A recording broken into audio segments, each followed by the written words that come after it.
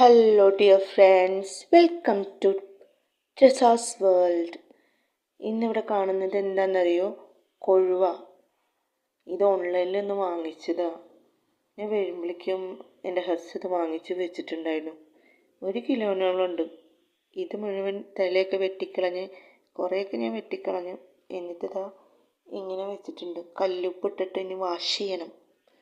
നന്നായിട്ട് കൂട്ടി തിരുമ്പി വാഷ് ചെയ്ത് എടുത്ത് വെക്കണം.